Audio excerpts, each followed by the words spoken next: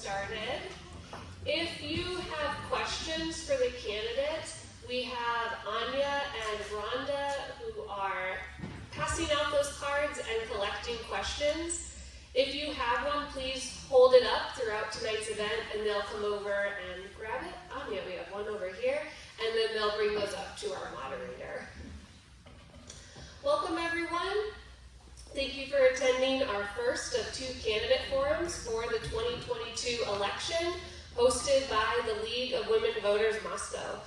The League of Women Voters of Moscow is a nonpartisan political organization encouraging informed and active participation in government. My name is Kylie Braitzman, and I'm one of the vice presidents this year for the League of Women Voters of Moscow.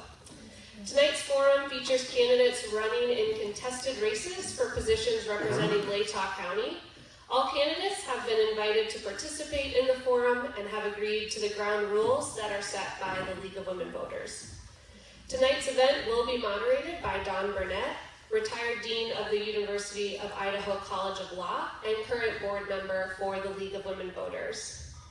Questions have been gathered by email in advance, and like I said, we'll collect questions throughout tonight's event. Questions cannot be called from the floor, but will instead be read by Don, our moderator. The League reserves the right to review and select questions for appropriateness and to avoid duplicated questions. Our format is as follows. Each candidate will have 2 minutes for an opening statement.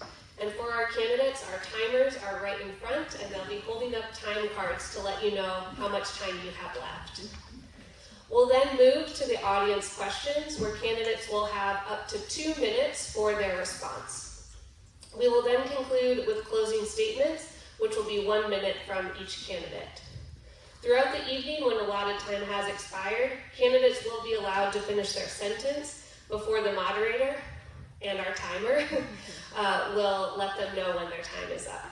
In order to maximize time for candidates to respond to these questions and give their statements, we ask that the audience withhold applause until all candidates have completed their closing remarks. So with that, I will turn it over to our moderator, and we'll start with the opening statements from our candidates. Thanks, everyone. Thank you, Kylie. One thing that Kylie did not mention is, I don't know if I need it. Better? Is that the Moscow League of Women Voters is the largest such league in Idaho.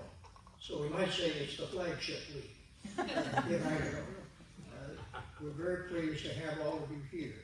You were here performing a very high duty. As you know, one of the great figures in the U.S. Supreme Court's history, Justice Louis Brandeis, said that the highest duty in a democracy is the duty of the private citizen. You are fulfilling that duty by being here today. We are grateful. I'm now going to invite our candidates to whom we also owe gratitude for their willingness to serve in office and to be candidates for office, not a small undertaking, and not always well appreciated. But we thank them for being here, and we will proceed from my right to left here at the table, starting with Mr. Tom Lamar.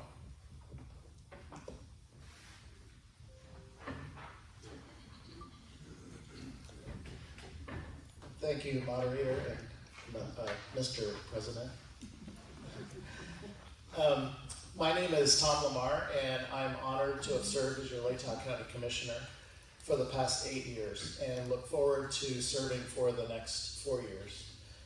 I was chosen to chair the commission by during three of those 8 years by 2 county commissions that were majorities of both parties.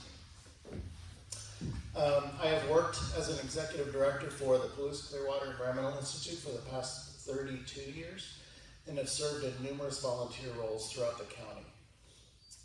I am a proud member of the Moscow League of Women Voters and have served on statewide commissions for the league. I grew up in Delaware in a very Republican household. In fact, one time I declared political asylum at a neighbor's house after an argument about war and peace. And I was taught from a very early age that turning off the lights was an important value, and that conservation and conservatism was exactly the same thing. I've lived here for more than 40 years, and after completing graduate school, I started a family, and my girls attended public schools and graduated from the U of I. Because I'm dedicated to this place we call home, I want to make sure that Latah County continues to be an excellent place. As your county commissioner, I plan to continue delivering excellent services through my proven, balanced leadership, demonstrated by standing up for Latah County on numerous occasions, investing in our local economy through many examples. Oh, that's 2 minutes. Okay, thank you. Thank you, Mr. Lamar. We'll move next to the other candidate for the same district, County Commissioner Brian Loomis. Good evening. My name is Brian Loomis, and I just want to take a couple of minutes and tell you who I am. I grew up here in Moscow. I am the 4th generation of my family to grow up in this area. My family stems from the Potlatch area, Deary area, and the last 2 generations right here in Moscow. The past 30 years after college at the U of I have spent serving the community. I spent 10 years serving as a scoutmaster. 5 years after that serving as the chief fundraiser for the Boy Scouts in this area. I've spent the last 8 years as a board member of the Moscow Bear Boosters. I also spent 6 years on our local real estate association board, serving as in numerous chairs, the final chair being the president. I served as our RPAC chairperson for 2 years. I served on for 6 years on the Idaho State Real Estate Association boards and committees planning education for all real estate agents in the state of Idaho. I've also spent the last 7 years as a commissioner for the county on the zoning commission, serving as the vice chair for about half of that time. 25 of the years in Moscow in my adulthood raising a family, I've spent in private business. I'm the owner-operator of Paradise Stables, a farm and equine ranch right here in Moscow. But I've also spent the last 16 years working as a real estate agent in both residential and commercial real estate. My focus is Latah County. Our focus is the people in Latah County. And I intend to put all of my efforts into making sure this stays the beautiful place that I have grown up in and loved. Thank you. Thank you, Mr. Loomis. We'll now move from the candidates for the commissioner in the 2nd district to those seeking election in the 3rd district, starting with Carl Bergman. Thank you, Mr. Moderator. Thank you, Kylie, for all the emails. Appreciate that. Thank you to the League of Women Voters for putting on this forum. My name is Carl Berglund. I'm running for your county commissioner for District 3. I am a 4th generation Idahoan, grew up in Latah County, graduated Deary High School in 1979. We were a logging family at that time when the spotted owl was discovered and logging was shut down here. Most of my family moved to Alaska for a period of time. I ran away and joined the Navy. Then I spent every waking moment since then trying to get myself back home. Got my show duty in Idaho Falls, and when it came time to re-enlist or get out, I told them, man, you got me walking distance from home, so I'm going home. Never mind. Came back home. I've been laboring to stay home ever since. I have been a logger, mechanic, welder, tow truck driver, businessman in Latah County ever since I've gotten out of the Navy. I currently serve as a project management consultant to the resource extraction industry. That's timber, mining, oil and gas, and power generation.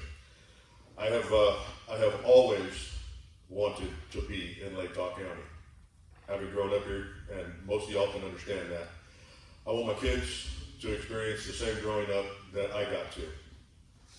I'm running for county commissioner because I think Latah County needs a commissioner that believes implicitly in personal property right as a pillar of the liberty for a free republic. You vote for me, you got that guy. Thank you, Mr. Berglund. And the other candidate in District 3 is John Bowman. Good evening. For those who don't know me, my name is John Bowman. I am a lifelong resident of Latah County. I grew up on the family farm on Little Bear Ridge out in Troy. I'm a third generation farmer, and we've actually, I farm with my half brother, and his nephews actually came back to the farm, and now they're starting the fourth generation. My rural roots run very deep. I've been grown up on the farm, had those family values instilled in me and by my mother and my father, and I keep instilling those in my children, although sometimes they don't want me to do that, but I think it's important for them to get those. My public service first elected position was for the county committee member for the Farm Service Agency. That's a outfit of the USDA, and I was elected to be a go-between between the producers, the landowners, and the FSA, and making sure that the FSA implements the programs equitably and correctly. And there was many times that we had to go on behalf of the growers or the landowners to make sure that we could find a real life solution that would make sure that the guidelines were met with the FSA, but we helped the landowners out as much as possible. I've been involved in the community with the Troy FFA Alumni Association, which would give scholarships to kids to go to different activities and to college, and I've been a member of the Troy Fire Department for 20-some years. I was an EMT for 3 years, and I feel one of the most important things we can do is give back to our community and people through mostly our time, because that's one of those things that's very, very tough to give up. I will pursue this in a way that I would encourage respectful and relevant conversations, and everybody has an opinion, and I would like to hear everybody. Thank you. Thank you, Mr. Bowman. We now turn our attention to the office of Clerk of the District Court, a multi-purpose office in county government. We have one of the candidates for that office here, so we will now hear from Julie Fry. Hello, so my name is Julie Fry, and I came to Moscow in 1989. Hello. And I never left because I love it here. So I came to attend the University of Idaho, and while I was there I met my husband, James Fry. We've been married 32 years. We have 4 kids, aged 23 to 30. So in 1995 I received my bachelor degree in accounting, and I decided to open my own private accounting practice. So for over 25 years I've been running my accounting, working with small businesses all over Latah County.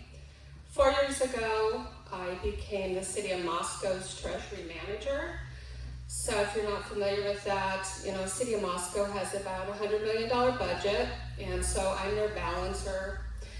I make sure the budget's balanced, I work on audit, I am in charge of all their debt and investments that they have. So I decided to run for county clerk because I wanted to serve my fellow citizens, and I really want to have transparency all across government. Finances, elections, just everything we do, because we're funded by tax dollars, and I think our citizens, deserve to know everything in an open book. And so I'm also running on full transparency, my knowledge. I have vast leadership skills through many volunteer organizations that I've worked with, and in my variety of jobs. I'm also running on customer service because I think it's important internally and externally to make sure that everybody feels satisfied with the services they're getting from their elected government officials. Okay, thanks. Thank you. And we return finally to the office of County Treasurer. We have both of the candidates for that office here with us, and we'll start first with Peggy Gottschalk. Good evening. I'm Peggy Gottschalk. I'm a candidate for county treasurer. I've lived in Latah County my whole life, was born here, raised on a farm near Potlatch, and I married a farmer and we still live on the farm. I've been married to my husband Mark for over 38 years and we have 2 grown sons. I've always loved numbers and excelled in accounting, and I knew from my teen years that I was going to become an accountant. So I have attended the University of Idaho and earned my degree in business accounting. And during my career, I've served as treasurer for numerous organizations and I've worked for a variety of businesses in many different industries. I managed my own bookkeeping business for about 15 years so that I could stay home and raise my children. I am currently in my 9th year working at Prisnell Gage Accounting, where I help businesses and individuals manage their finances and prepare tax returns and help employers with their payroll. Attention to detail is my strength, and I am adept at reconciling accounts, meeting deadlines, and preparing financial reports. I am a Republican candidate, and I believe in the freedom to live and to work as I see fit, and I believe in a limited government.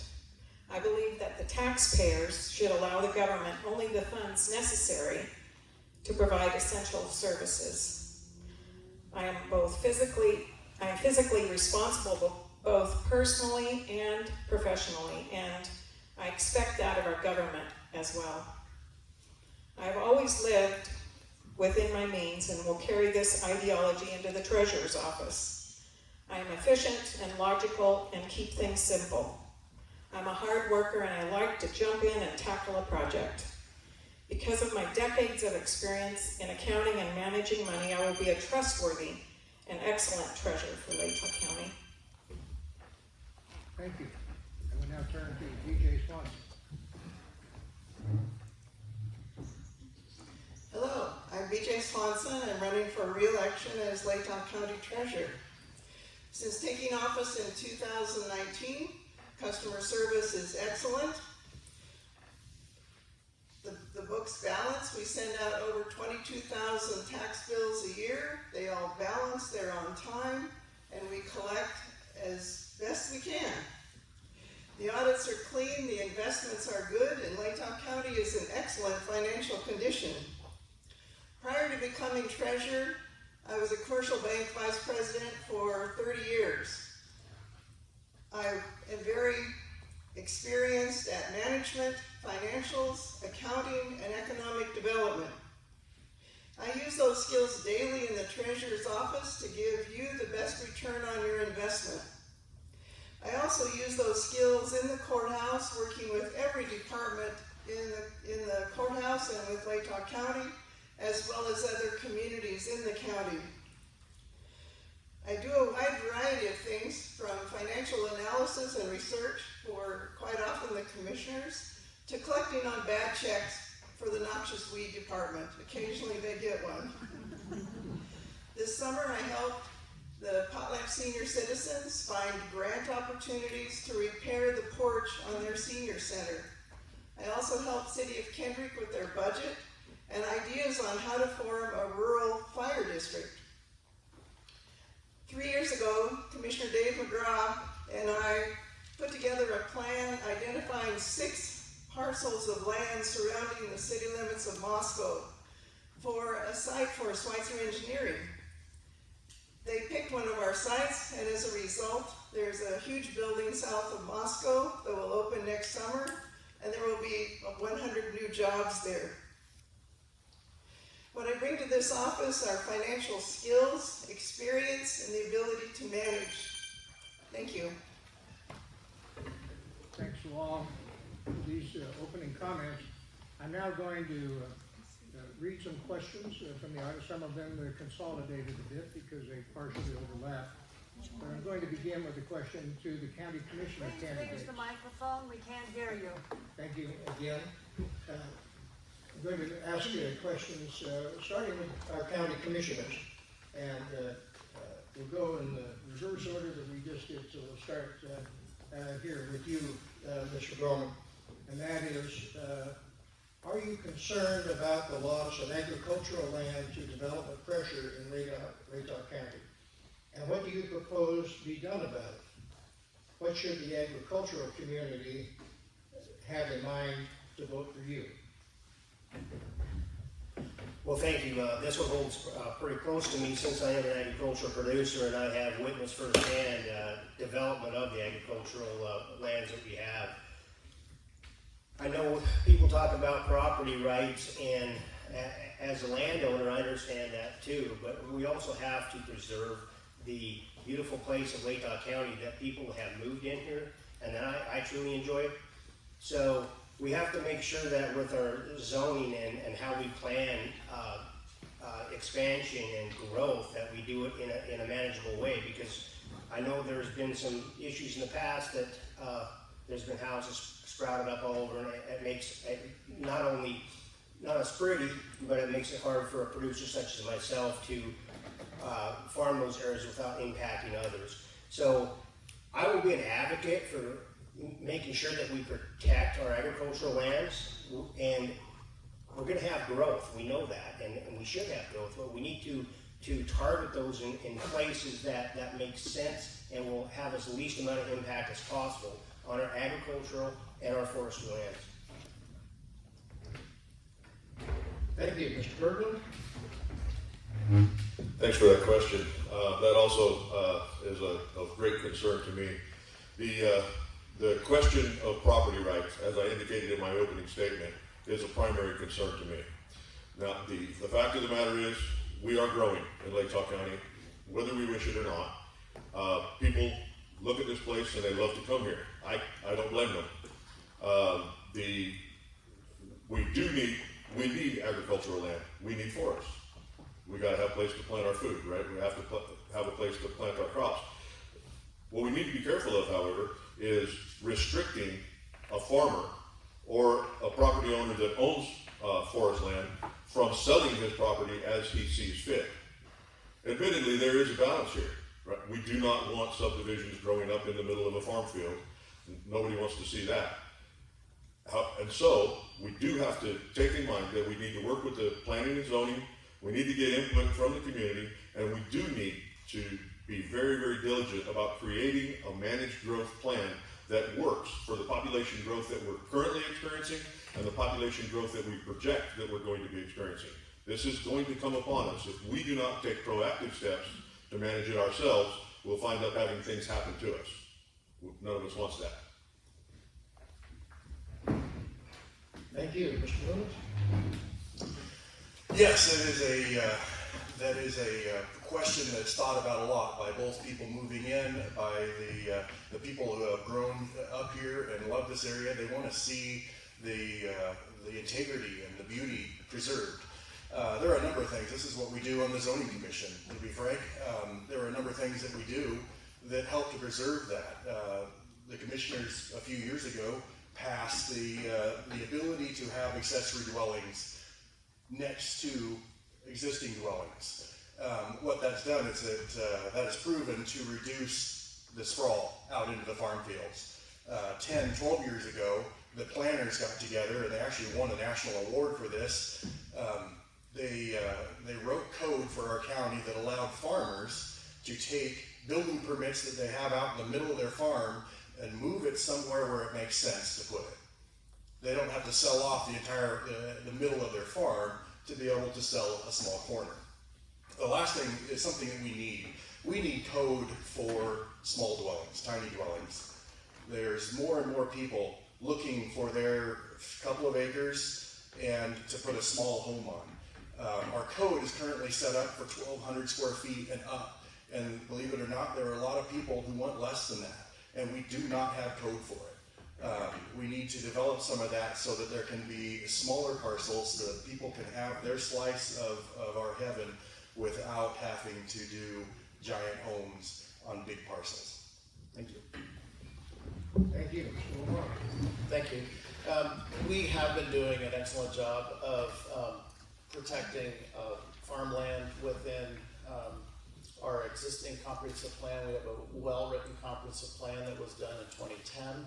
It was revised in 2012, 2015, 16, and 21.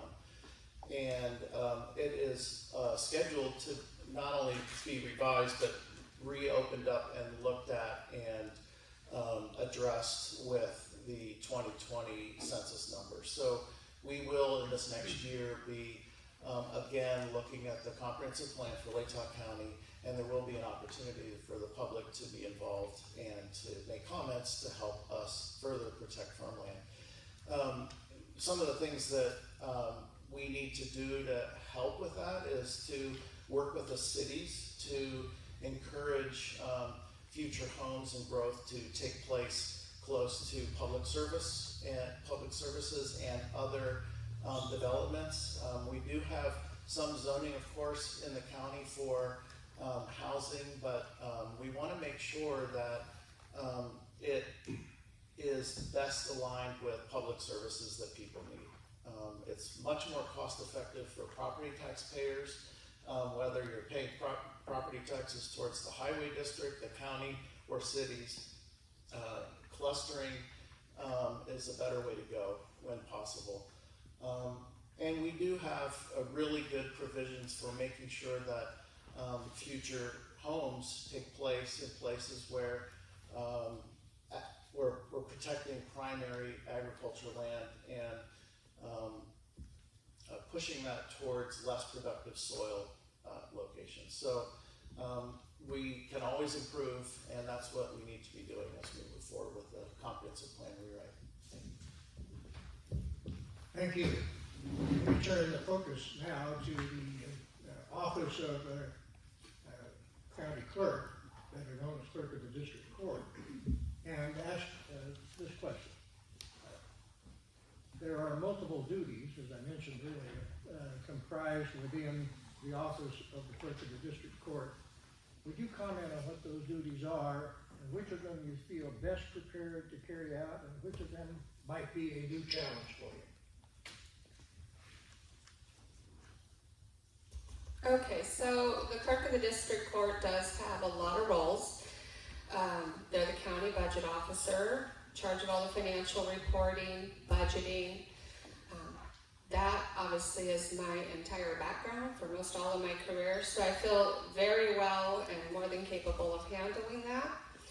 They're also the clerk to the Board of Commissioners, and you know that obviously taking minutes, you're making sure things are properly published according to the laws we have. I've done that before. I was the Troy City Clerk at one point, and when you're a small town city clerk, you also get to do everything. So I do know what that entails, getting stuff published properly in the papers. Some stuff is fine on websites now. The county clerk also is the recorder of the county documents, marriage licensing. It's a huge list, like 2 pages of documents. I mean, so, you know, that's a pretty standard office procedure. I feel very good about that aspect. They're also the clerk of the district court, jury selection. They have to be present, or a deputy is there serving as the clerk of the district court. You know, I would probably be least prepared for that aspect. I mean, I did work in a law office for 4 years. I do have a law experience background, but not so much court-wise, so it would be a learning experience for me. And then they also are the county's election officer working under the Secretary of State. I also feel like that's not my strongest point, but I'm a fast learner, capable learner, and I would love to learn everything I can about the whole election process. Thank you. Let me broaden the focus now back to our county commissioner candidates. I think we'll start this time with you, Mr. Bergman, on this question, and move down to the end of the table and come back to Mr. Bowman. And the question is twofold. What role do county commissioners have in protecting quantity and quality of drinking water in Latah County? And do you believe that Latah County should be involved in water conservation organizations like PBAC who are focused on the aquifers. Thank you for that question. That's all.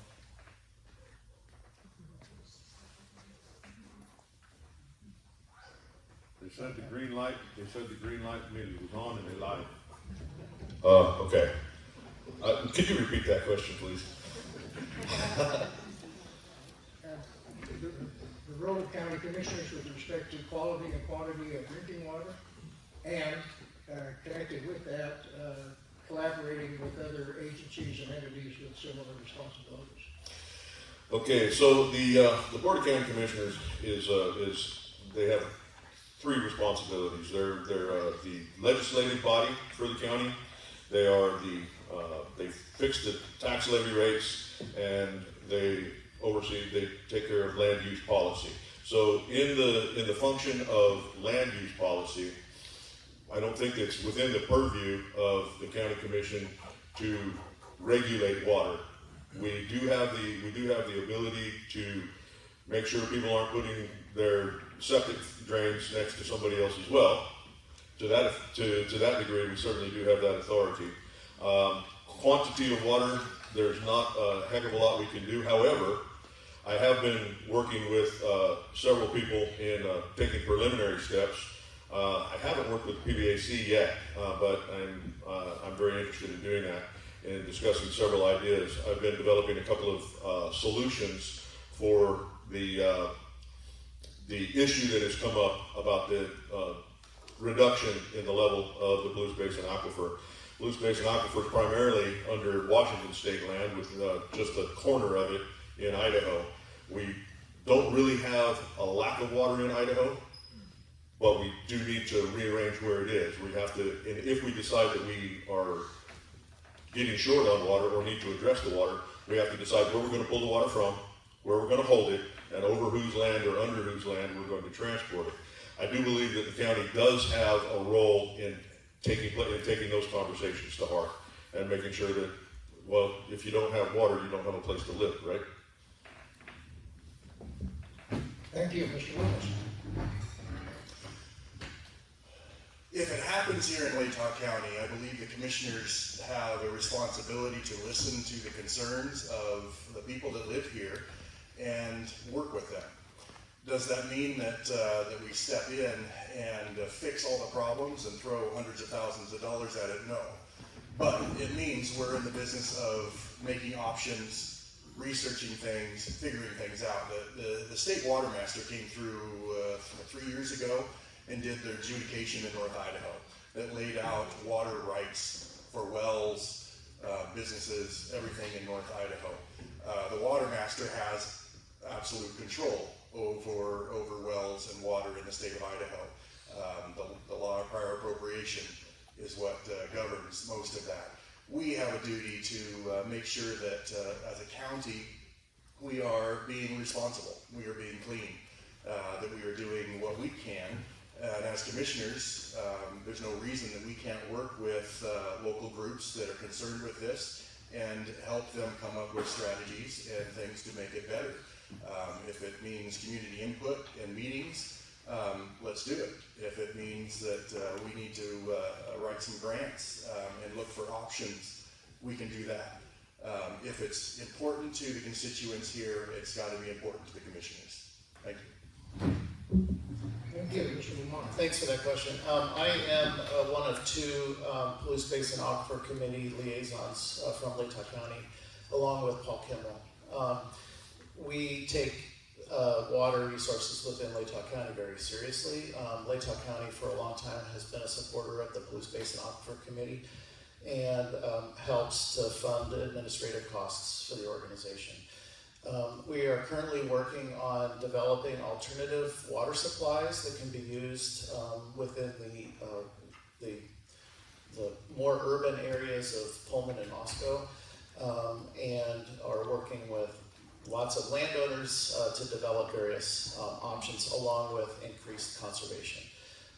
Water conservation is the cheapest, most effective way to acquire new water resources because we already know where that water is, and we can, if we can hold on to it longer, then we have a better option for using it. There are a number of issues to really.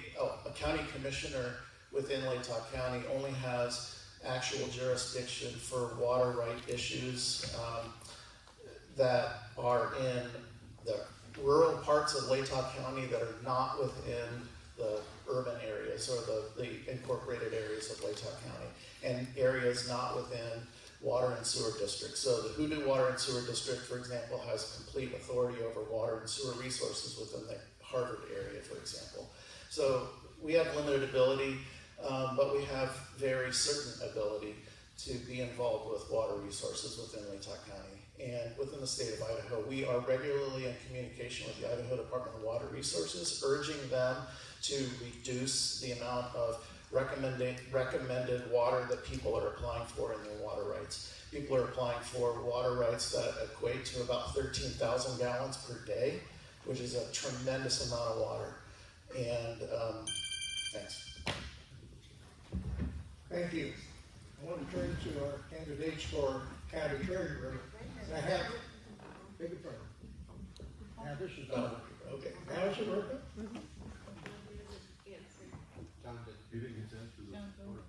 Oh, I'm sorry, who did it? Mr. Bowman. That's okay, easily overlooked, I guess. Whether the Latah County Commissioners have a legal obligation or a legal right to control water or make guidelines based on that, I think since Mr. Bergen referred to this aquifer going across state lines, it's a regional issue. I mean, the Latah County Commissioners worked with people to help develop the Moscow-Pullman Airport. So I don't think that in this situation where we're sharing aquifers with across state lines and within our own boundaries, I think we need to be involved. I mean, we can see the water problems that we've had throughout the nation. I mean, you look at Hoover Dam and Lake Mead and all those places. This is something that's going to be coming along, I think, and I think that we need to catch this as quickly as we can and try to come up with some solutions to the issue that we have. We have a aquifer that's dropping. There's some recommendations as far as how we're going to add to that supply, but we need to be involved in it, be proactive before it gets to be an issue that we're going drastically to make these solutions to the problem. Conservation has worked according to the PBAC study, but it's not enough. So as commissioners, I think we need to be part of the advocacy group and be part of the coalition to try to address the aquifer basin problem that we have and try to come up with solutions. Thank you. And now we'll move to the other side of the table. And I have two questions here that come from contrasting viewpoints. So I'm going to ask them as a couple.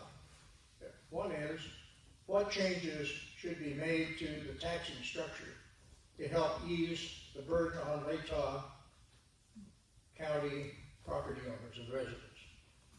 That's one perspective. The other question is, Idaho is ranked number 14 on a list of states with lowest taxes, and estimates indicate Idahoans pay on average $1,000 less in property taxes per year than those in other states. Why do I hear property taxes as the number one complaint about politics at the county level in general and Latah County specifically?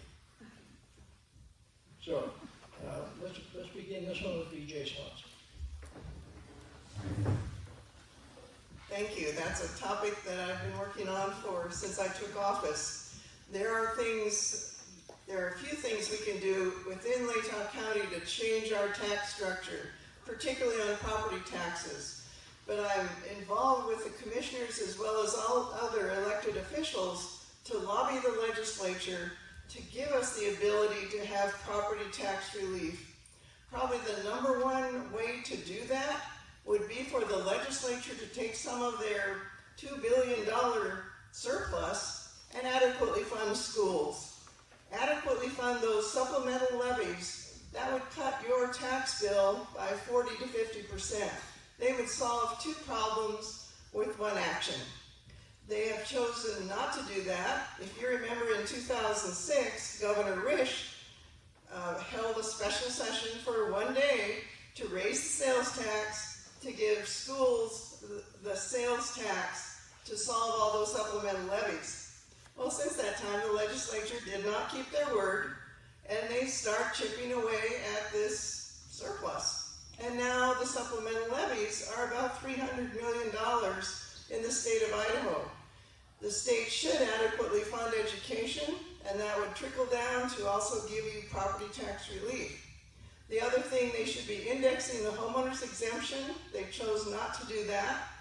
It should be about $225,000 now if it was indexed. Instead, it's still $125,000. They could do that, and then circuit breaker.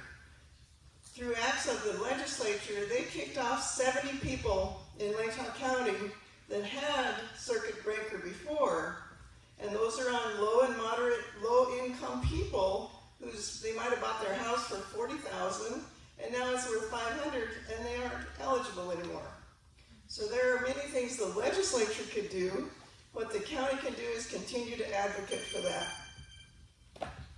Thank you. And Ms. Belcher. Those are great questions.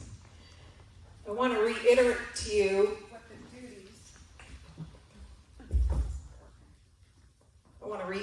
the duties of the treasurer.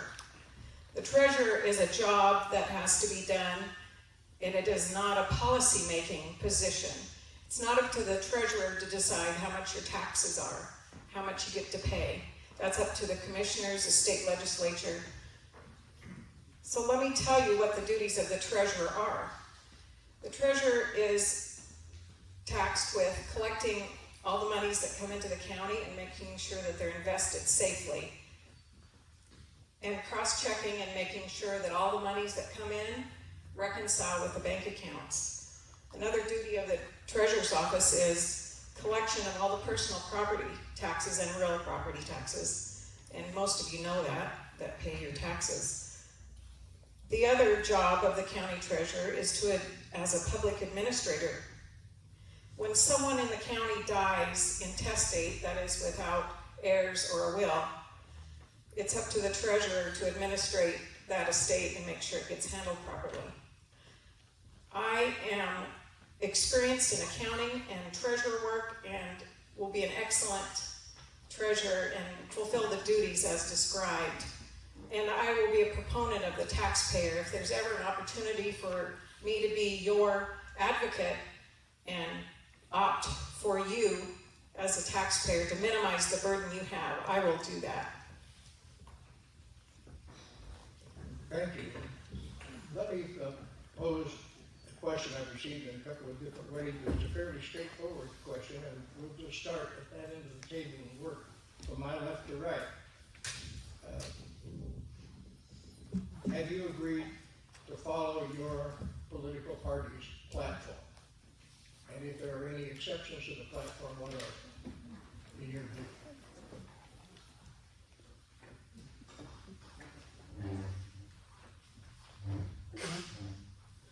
Absolutely not. No one has asked me to sign on to the Democratic platform, and that's something I would never do. I am my own person. You can judge me on my experience, on what I've done. As far as signing on to a platform that is far left or far right, I would never do that.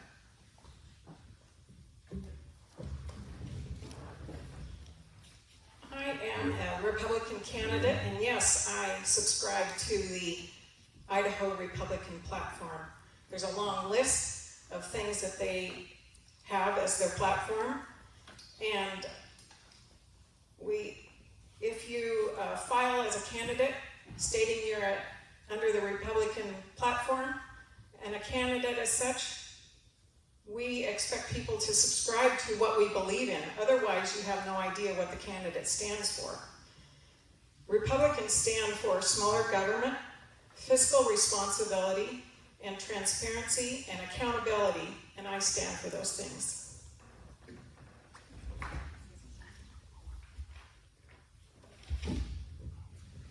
So yes, I signed on to the Republican platform also, and I have no exceptions to it. As Peggy just said, I accept what the Republican stands for with being fiscally responsible and transparent. Like, I subscribe to everything in the Republican platform.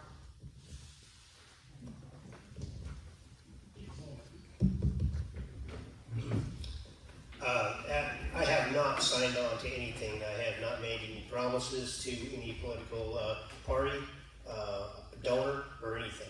I am my own person. I make up my own mind, and I listen to all kinds of people, and whether the Republicans, Democrats, I have supporters on both sides, and no, I have not signed on to anything, or will I commit to anything while I run.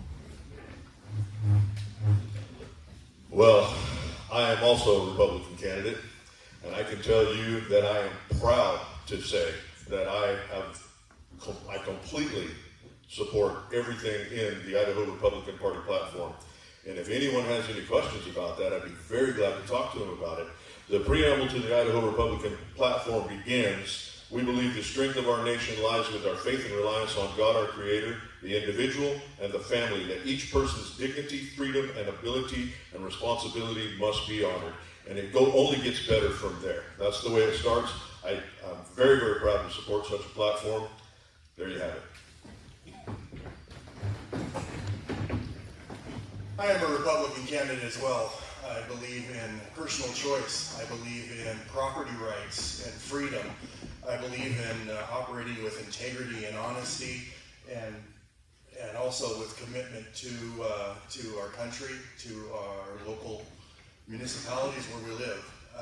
I believe that everyone has a role to play and everyone has a voice. And as a commissioner, I want to listen to everyone's voice. But I am a Republican candidate. I have proudly not signed on to any political party platform and will not.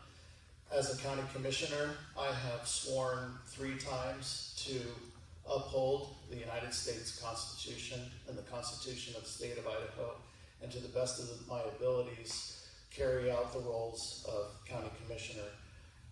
And my ability to carry out the role of the county commissioner is not hindered by any support for extremism in a pledge put forward to me by any political party. And that will not happen with me. We, as county commissioners, leave all politics in the parking lot, if there are any politics in our body, and get to work. And that's what we need to do. We can't have the 18 pages of the extreme platform that some people have signed affect how we are judged when we carry out our role. And that's what they've signed on to. And it's not okay. I have 2 questions, each of which may take about a minute, so I'm going to pose them both to our county commissioner candidates. Starting, I guess, I'd be equitable to start with Mr. Lamar at the end. He's got the mic. Pardon me? So he's got the mic. He's got the mic, all right. Here are the 2, and allocate your time as you see fit. First question is, dangerous drugs are present in Latah County that are killing our citizens. Will you support a drug dog for the Latah County Sheriff's Department? Second question. People, especially young people, are facing mental health crises. What role do the Latah County Commissioners play in assisting our community in the subject area of mental health? Thanks. I do support the use of the drug dog by the Latah County Sheriff's Office, as they have used it in recent years.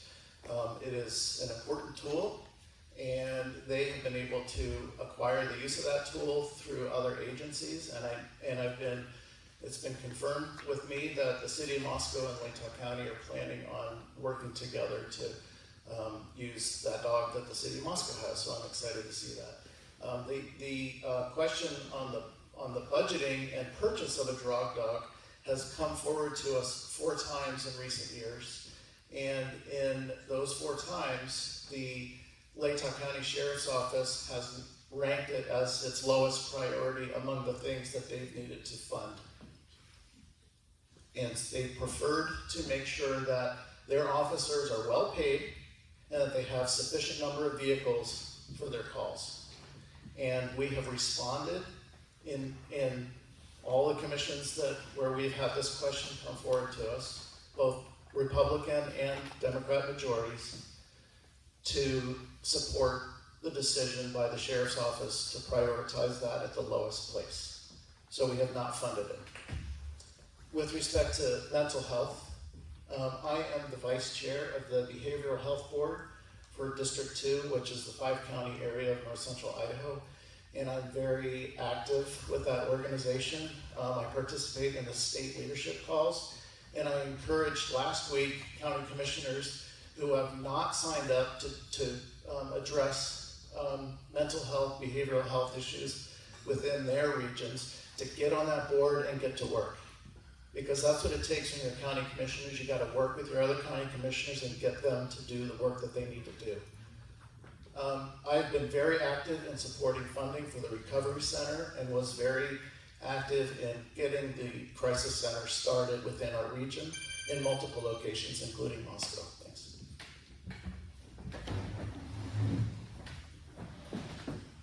Drug dog, yes. Like 5 years ago, needed it. The Sheriff's Department asked for it to be supplied in excess of their budget, was not approved. I get that. They asked for it when it was paid for within his budget. Commissioner stepped in and stopped that. It was paid for, it was donated by donation. A private donor offered to pay for it. And also, again, it was not allowed to be purchased. The number one problem in our communities right now, according to our law enforcement, is methamphetamines and fentanyls. They need some tools. We buy all the calculators we need for other offices, but we're not giving our sheriff's department what they need. The Moscow Police Department has got one and that's great. They're going to move forward with that, and someday we'll have another one at the sheriff's department. Mental health, yes, we definitely need to help with all parts of that. There are not enough mental health counselors to help all those in need. There just aren't. And the ones that are there are overtaxed, seeing too many clients, and it's a difficult job to sit down and do day in and day out. Yes, Commissioner Lamar is exactly right. We can get on board as commissioners and work on this problem to help provide more options to people, to help provide avenues for them to get help. Daryl Kime and his recovery center and different organizations, we can step up, help them to see more people and help more people. Thank you.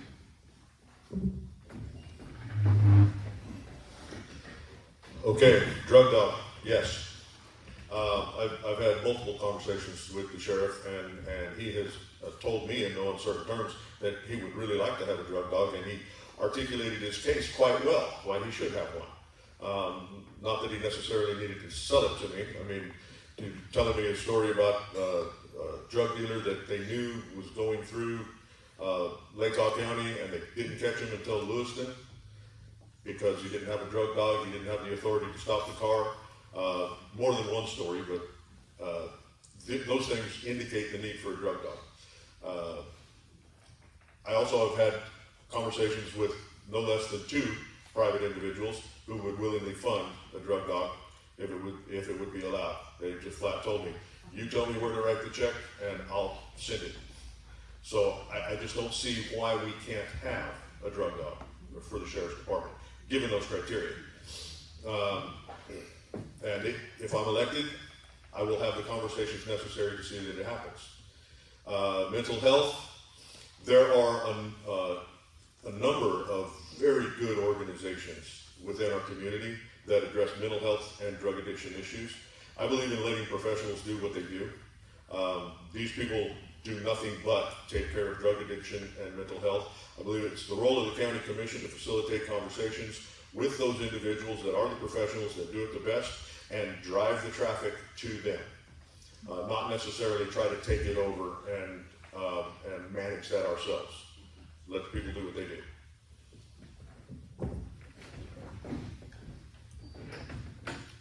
In regards to the drug dog, I was at the budget proposal from the sheriff's office when they proposed it to the Latah County Commissioners, and it was talked about, but they were going to.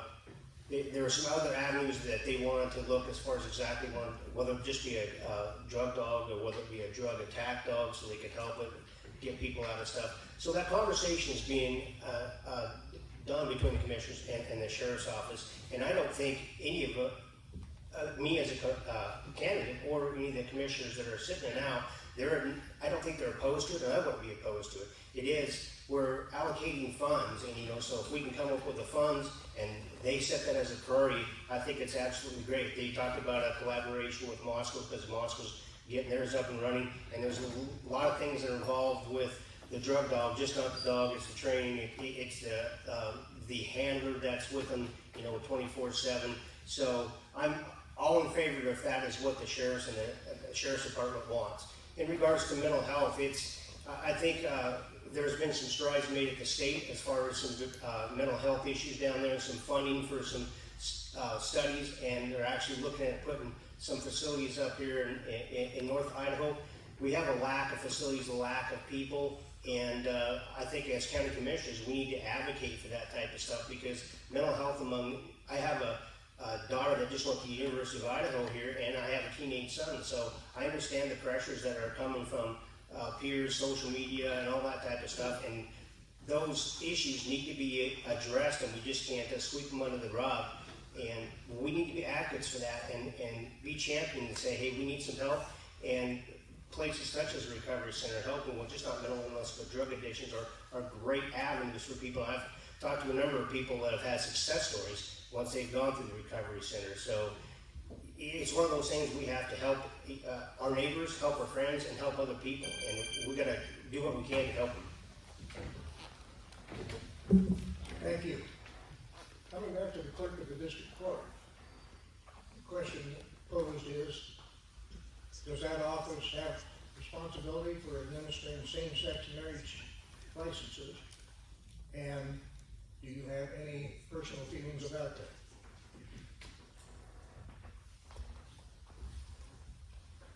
Hello. Yeah.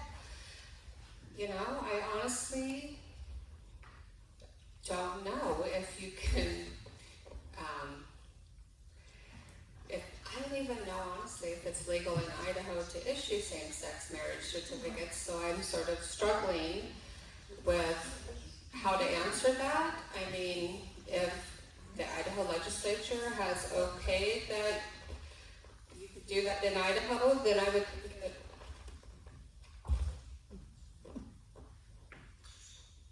think that is the job of the clerk to follow the law and issue the certificate if that's what the law says. I mean, it is our duty we elect our legislatures to create laws for us, so I think it's our duty as people in these offices. We're not policymakers, so I would just follow through and do what the law says. I may also pose a question to candidates for the county treasurer. Mention was made a few minutes ago of what a legislature could do to ameliorate tax burden. This question is, are there other changes in the law that the legislature could undertake that would make the administration of the county treasurer's office more efficient and more responsive to people? Or in other words, are there statutory impediments to doing the job as well as you would like to do it? Let's start with Ms. Gottschalk, member BJ Swanson. Yes, governing rules of the treasurer's office is by statute, and I don't know of any impediments on the treasurer's office, but I'm always looking to be very efficient and minimize the expenses that the treasurer's office would burden the taxpayers' additional costs. So if there is something that needs to be changed, I for sure would speak to the legislators or the county commissioners if it's a local issue that we could work something out to make things less costly.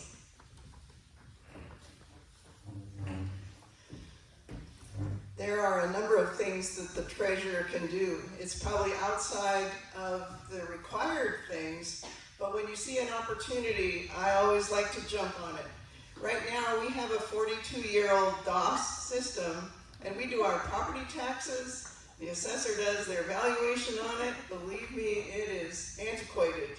It doesn't work half the time, and nobody does DOS anymore, so the state tax commission doesn't support us very well. We found an opportunity to get a new program. It is costly, however, if you look at the budget, you can budget things and save more money than what this new program is called Amentum, and hopefully by next July it will be online. But with Amentum, it's Windows-based, and you can have public access to all of your records by just dialing up on your computer. You want to see what your tax bill was? You want to see a map of your property? We can do that. So this is a cost savings.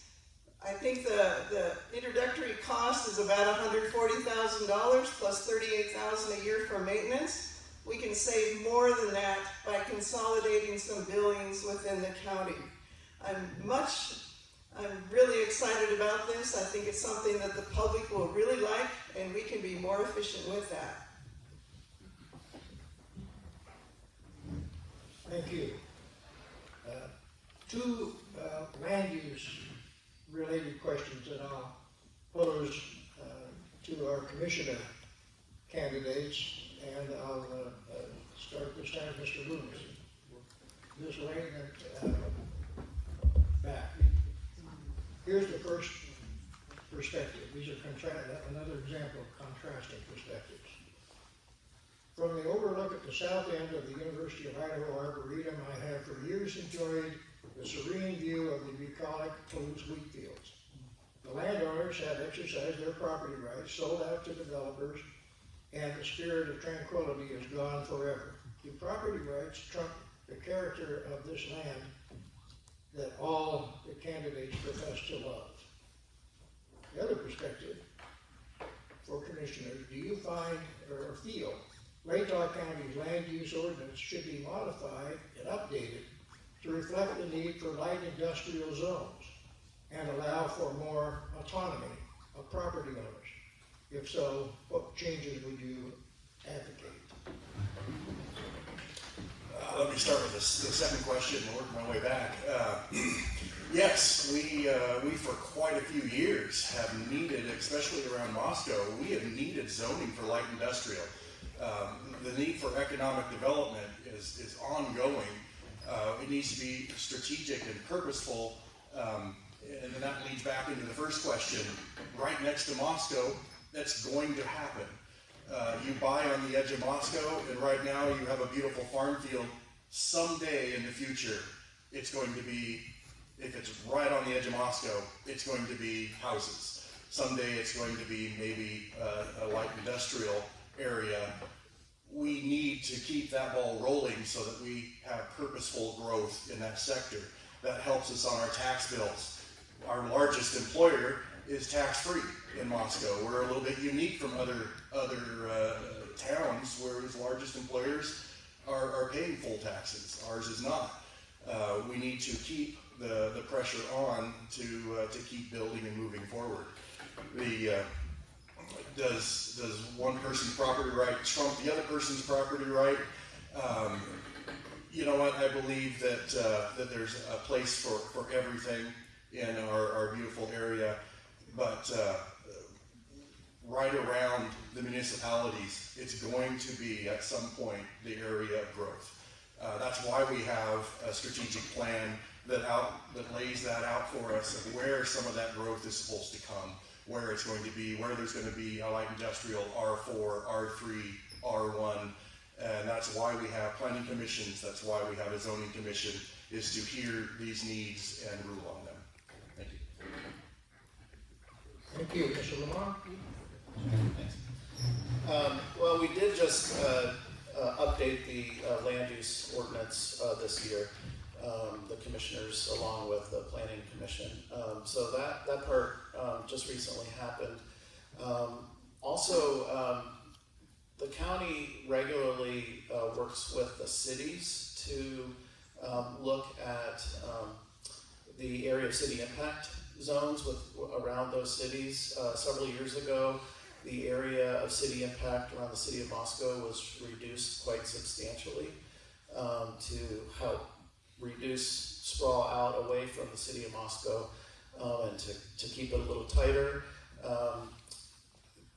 Specifically, the light industrial piece of this there are a couple of examples that I'd like to suggest. One is the Moscow Urban Renewal Agency, in conjunction with the city of Moscow, has a very excellent plan for developing a South Moscow industrial park that was first drawn up in 2010, and it needs to be dusted off and looked at some more, because there's some excellent areas, especially with the highway changing on the south end of town and the new Schweitzer facility going in. We've got an excellent area that is already urbanized but could be improved to be a better location for light industrial for Moscow or within Moscow, and that would serve much of Latah County. Also, the other example I wanted to give is the city of Potlatch has been working quite significantly with a few businesses up in the area that used to be the Potlatch mill site, and so we've got another excellent area there that can be used. And there are some other examples to help light industrial development within our incorporated areas. Thanks.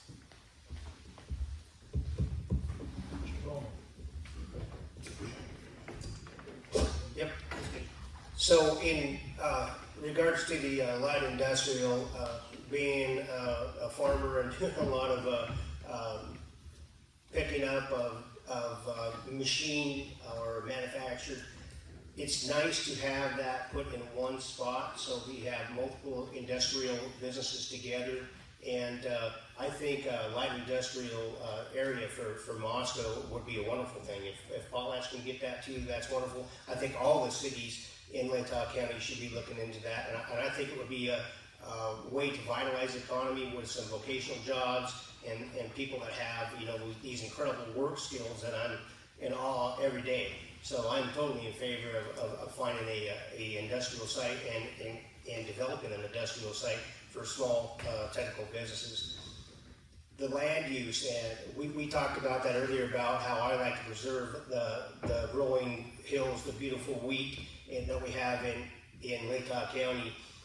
With growth in Latah County, with growth in any place in the cities, there's going to be sprawl, and there's got to be a managed way to look at that. Mr. Lamar talked about how cities are really good at providing services such as sewer, water, and those type of things, streets. And so I understand that the person that asked the question, that they're losing the beauty within Latah County from their house, and I understand that, but we need to also look at growth and how we manage that growth. And if it has to be within next to cities, I think in a way that's a better way of managing growth than trying to manage it out in the rural areas, whether it be Potlatch, Genesee, Troy, Deer, or that. So thank you. Well, I'll start from the backside too. So light industrial is absolutely imperative if we're going to have economic growth here in Latah County. As we mentioned earlier in this conversation, we are growing, we are getting more people in here. They need a place to work. And there's not very many cowboy jobs left, and there's not very many farming jobs left. This leaves light industrial. And it is absolutely imperative that we as a county commission, as a community, work together to develop opportunities for companies to come in and give us light industrial opportunities. And the zoning really does need to reflect that.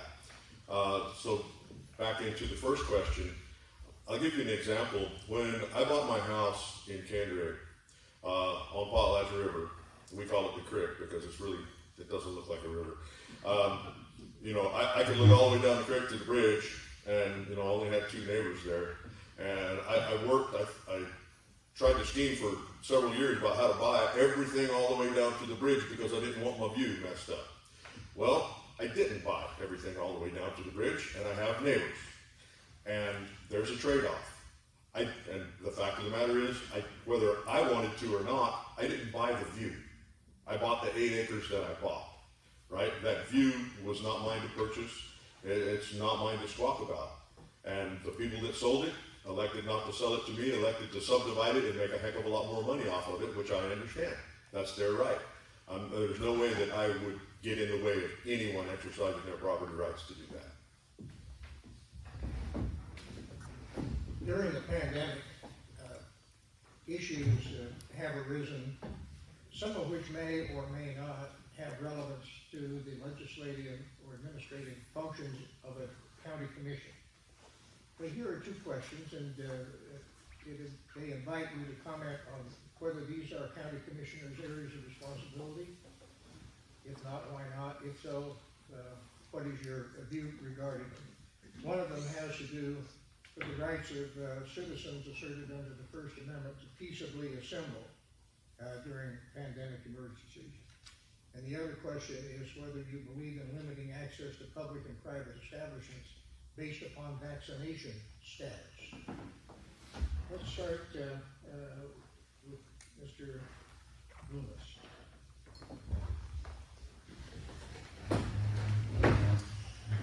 Oh, the pandemic, the thing that won't go away. I am a full believer in personal rights. If someone wants to space themselves, if someone wants to wear a mask, I am full on supporting their right to do that. Those of us that don't, I don't think we need to be forced to.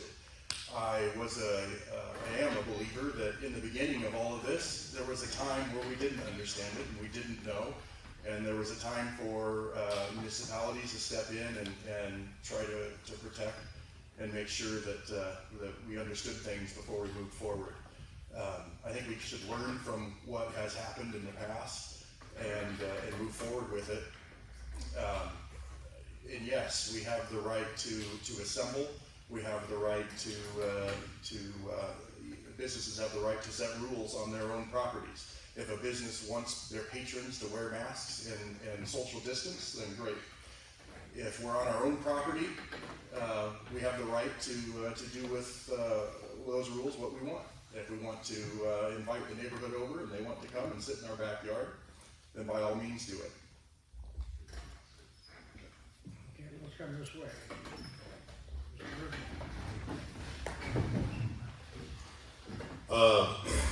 Okay. Government's job is to secure individual rights. That's the reason for government to exist. Government does not exist to compel specific performance out of individual citizens. To the degree that a government arrogates that power to itself, that government's gone off the rails, in my opinion. If any business wishes to require masking, wants to see a vaccine card before you come in and patronize that business, that is entirely up to the business owner, and it's not the government's job to tell that business owner that he or she cannot do that. However, it is not the government's business to determine whether or not an individual is sick. If an individual is sick, that individual can stay home. We have had a long history, but for thousands of years, what we do is we quarantine sick people and we leave healthy people alone. That's basic common sense. We don't presume everybody in the world is sick. We presume that everybody's healthy unless they manifest something to show us that they're sick. We need to get back to those common sense measures.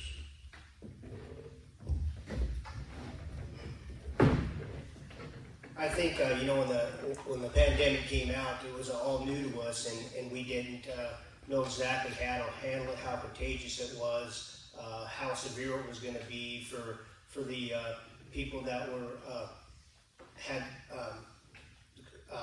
compromised health.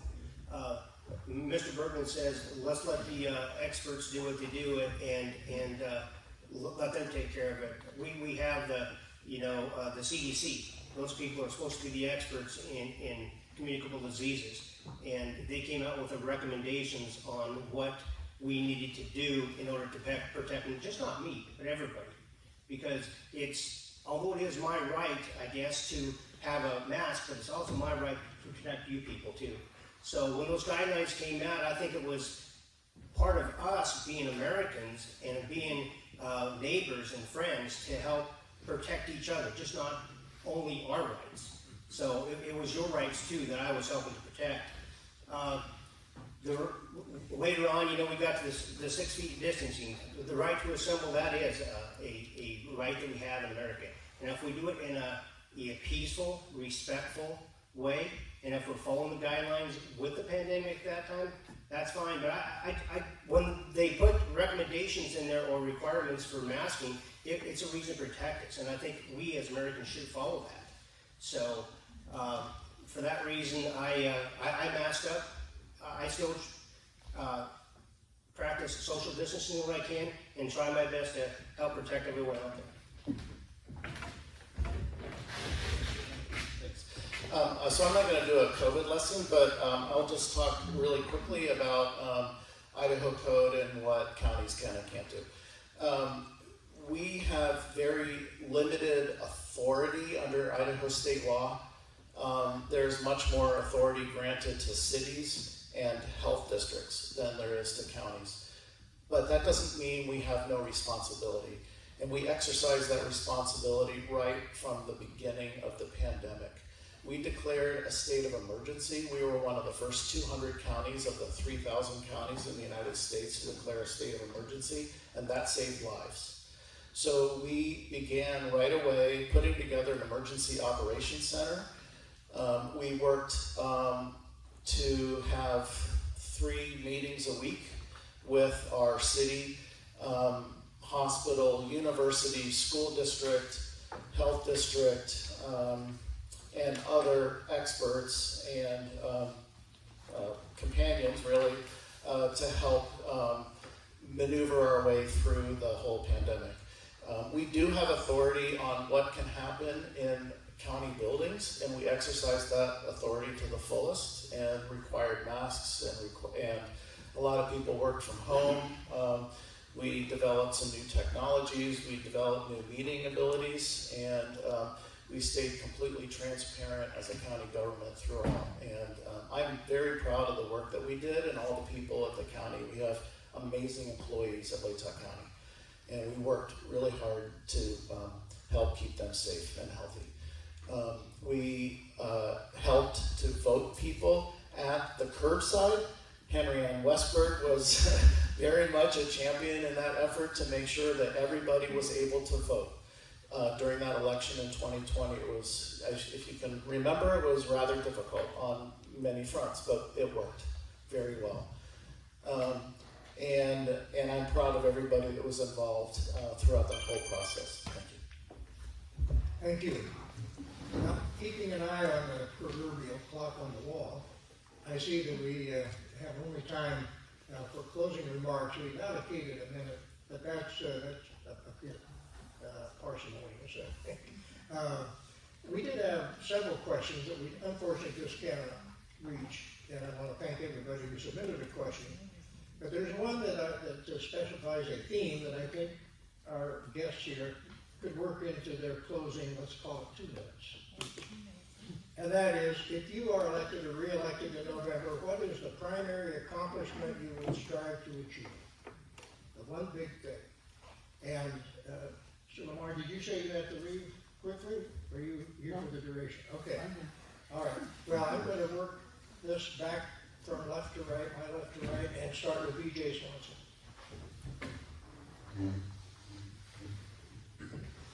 Thank you. What I plan to accomplish if I'm elected again is to continue balancing the books have everything for Latah County in good financial condition. And also I'm very excited about a new program that will allow the public better access to everything we do in the treasurer and assessor's office. So I'm excited about that. I also, experience matters, and diverse experience matters. I have a lot of diverse experience that I use daily in the courthouse. When somebody comes with a problem that may not be on my list of duties, I do it. I try very hard to do it. I work with the commissioners, I work with David Sutherland, I work with everyone I can to make everything good for Latah County. I also do the 3 basic duties of the treasurer's office: treasurer, tax collector, and in the last 4 years I have probated respectfully 4 estates as a public administrator. I work closely with so many other people in the county to accomplish these things, and I will continue doing that. The other thing I really enjoy doing is the outside things, the volunteer, bringing Schweitzer Engineering to the community, helping the small communities with their budget, their fire districts, their grants, their commercial subdivisions, that they may be able to incorporate affordable housing. Running for election is like a very long job interview, and you are the interviewees, and I hope you choose the right candidate. Remember, the pay is the same, so you want to get the best bang for your buck. I'm excited about the accomplishments that I've had, and I'm looking forward to many more, and I would appreciate your vote on November 8th.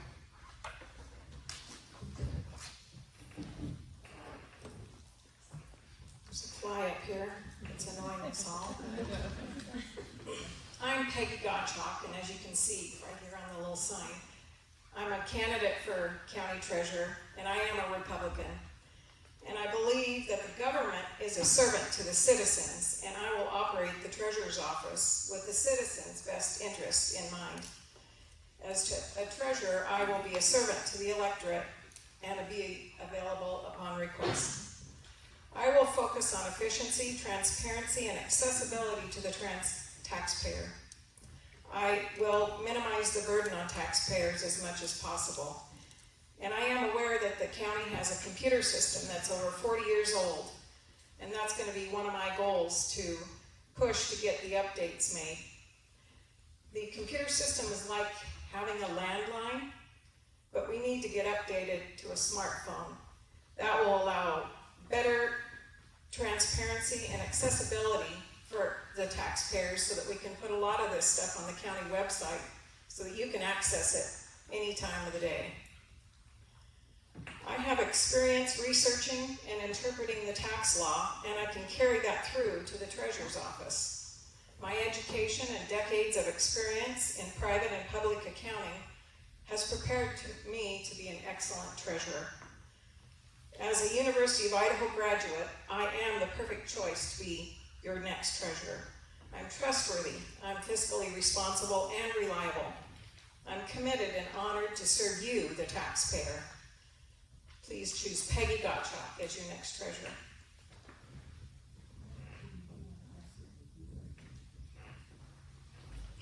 So I look forward to being the next Latah County clerk. I don't know every aspect of this job for sure, but the good thing is that office is full of people that do know every aspect of the job, and what they need is a good leader. And so I would be a good leader for that team that we would have. I'm a servant leader. I empower the people who are around me. If I get elected, I have coworkers who are like, please take me with you. So I would have good leadership skills, and I could make that office even better. Henry, I did a great job. The one thing I really want to accomplish while I was county clerk is transparency in government.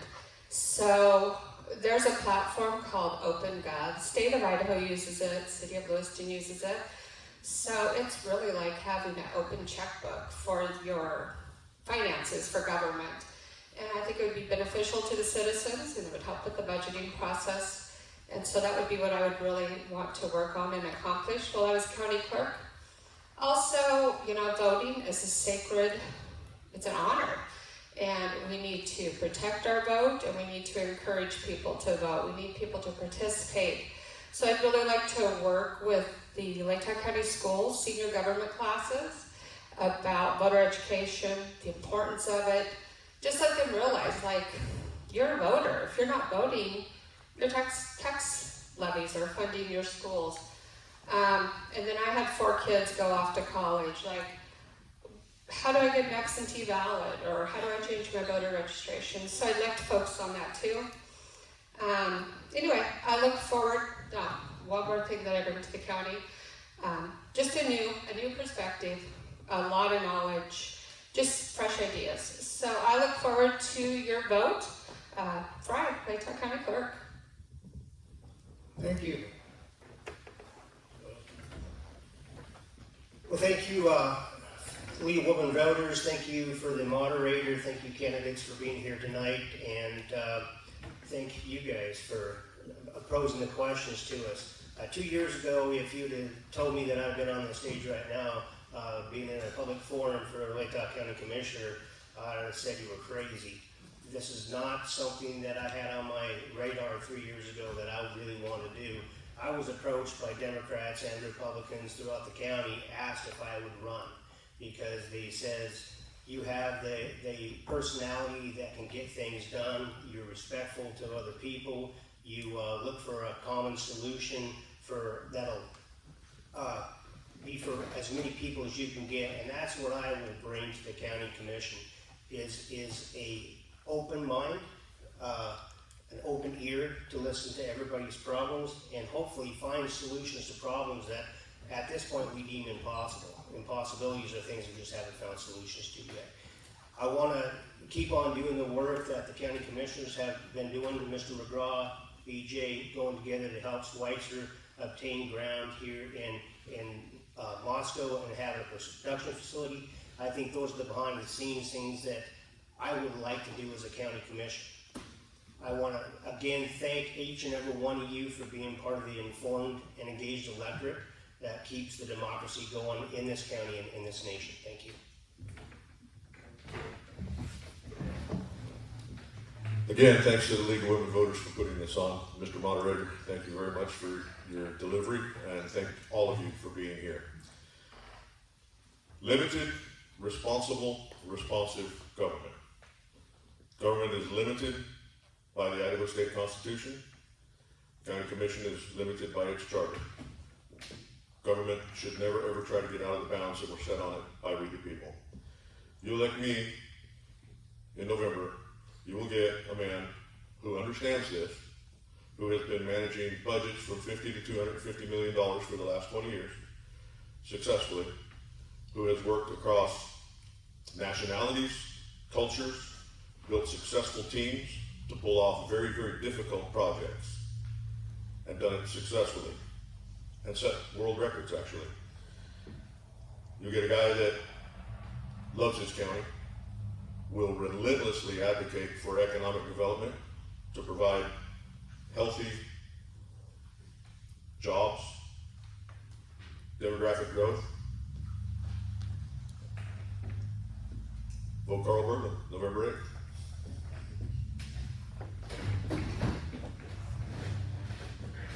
I share the sentiments of everyone else in thanking the League of Women Voters for putting this together and everyone for coming this evening. I bring to the table integrity, honesty, commitment to the people of Latah County. I am really not a politician. I am just a common sense person that wants to do good for our county, and I'm showing up to do that. I believe in transparency. I'm really excited that the new program is underway, and a number of the employees at the county are getting the training done to use that, because that's going to give us all a window into the county that we haven't had before, and it was difficult to understand before. I believe in economic development, purposeful and strategic, and that needs to continue moving forward.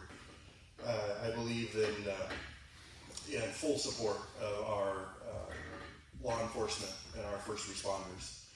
As a real estate agent for 16 years, I sell every corner of this county. When we're looking at places in Bullville and Deary and Troy, we're selling that town and everything it has to offer, and that's what we do. And when we take someone there, every town has its uniqueness. They have their unique good things, and they have their unique struggles. I plan to keep up with the people that I know there and find out what their struggles are. Bullville needs help with their fire department. Bullville, they need help with their volunteers to keep it all together. We can do that. We can step in and help with that. I have been endorsed by the local real estate commission or association, and I've also been endorsed by the Idaho State Real Estate Association because of my work for property rights. They are nonpartisan groups that step in when they feel that they need to when property rights are at risk. Well, aside from, there's so many things that a commissioner does, like the new building over there so that you can get your DMV and licensing services met. I expect the first task I'll have, of course, is orienting and training the new commissioner from District 3. Look forward to that. I think that'll be a great opportunity. But really, the county commissioner needs to work to make a difference in the lives of people who need it the most. Over and over and over again, we see people that have needs, whether it's health care. We fought several years ago for Medicaid expansion. Now 120,000 people have health insurance that didn't have health insurance before. In the last 2 years, the number of people without health insurance has dropped at a faster rate in Idaho than any other state in the nation except Maine. We can be proud of that because of many of the people in the state that worked hard for Medicaid expansion. After years of knocking on the door in Boise, we did not get any progress with the legislature, and the people did it ourselves. Whether it's getting mental health care and making sure people have access to that, whether it's making sure the state of Idaho properly funds public defense, all of those things make it more affordable for property taxpayers in the state of Idaho to make sure that the funds are coming from the state of Idaho and not from your property tax dollars. Really making sure that people are well taken care of is the most cost-effective way of helping people. And I encourage you to look me up online at tomlamar.org and look forward to your support. Thank you. Thank you. This would be a time to express appreciation, not only for the members of the office.